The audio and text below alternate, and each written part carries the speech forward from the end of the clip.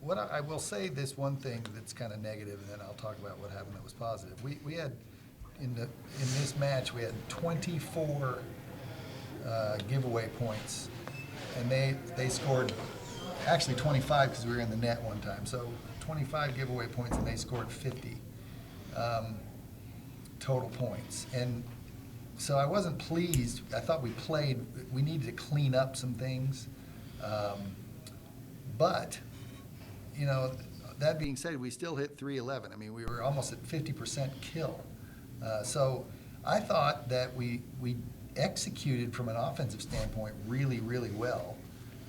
We had some real silly, unforced hitting errors, and then we didn't. I mean, Katie was the first person to get a serving run in the third set. We just weren't really on in that skill. But when we were playing, you know, when the ball was in play, we were executing really, really well. And I think, you know, we had some matchups we wanted to take advantage of, and Katie took advantage of those matchups, and we got balls to the right people at the right time. So, you know, I'm really, it was, if you look at it, when the ball was in play, we were playing pretty well. Tom, you coached Deidre and Katie almost back-to-back. Mm-hmm. What are some of the similarities that you see between the two? They're both great competitors. They both understand the whole game, and you know, want to win everything, and they analyze things. I think,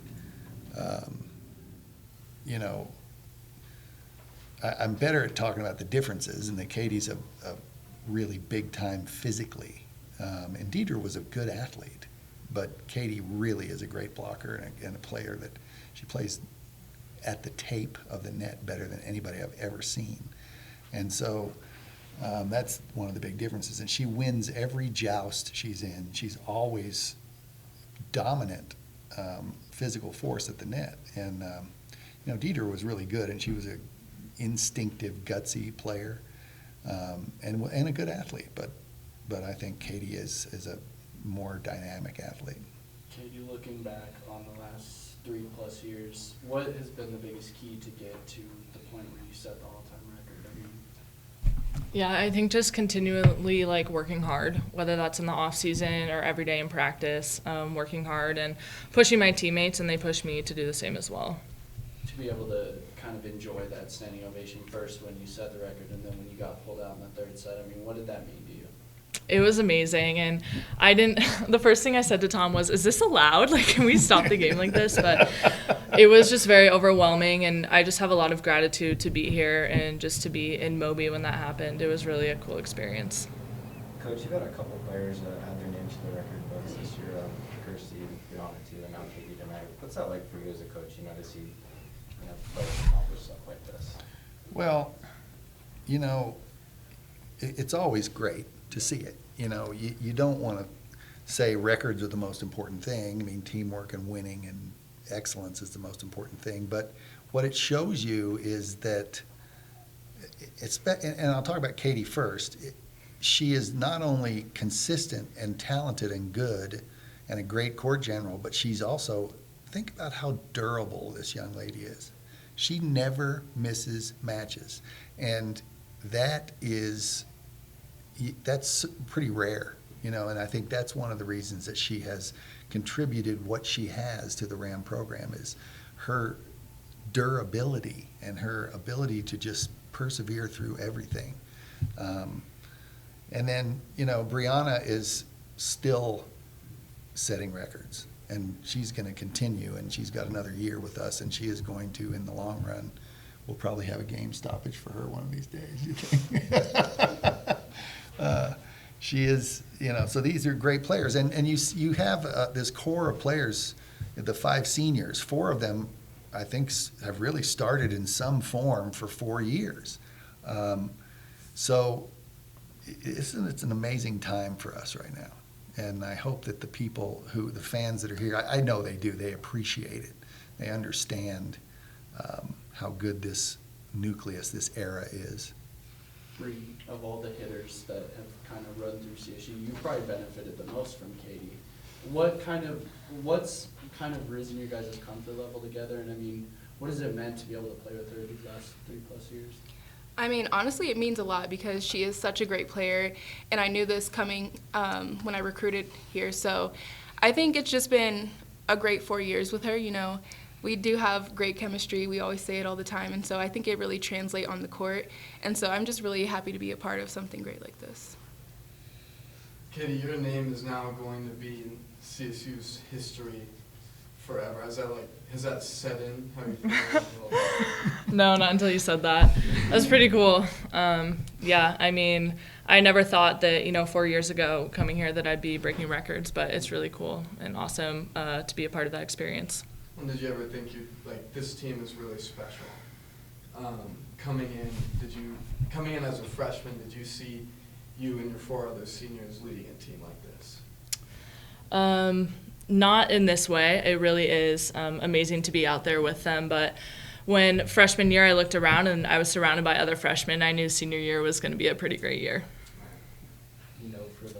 For this group of players, I know, what would it mean to you guys to, I know you still have a lot of games to play and there's still a regular season you have to finish up.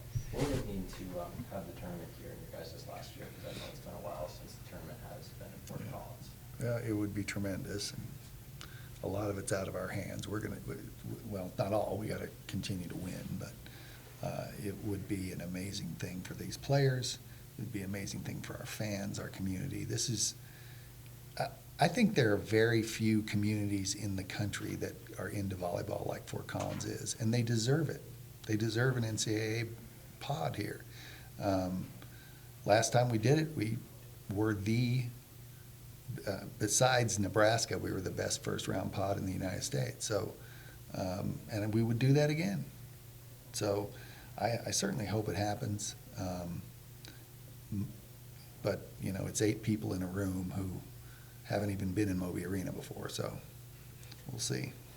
Tom, Katie's first assist ever came in 2016 to Jasmine, who broke the record. And then this one came with Bree. I mean, what does that say about the type of players that you brought into CSU? Not just the type of athletes, but just the personalities and the type of people that you're constantly bringing into the program. Well, I don't know. We're doing something right. This kind of, I think the quality of people that we have in this program builds upon itself. Would you say that?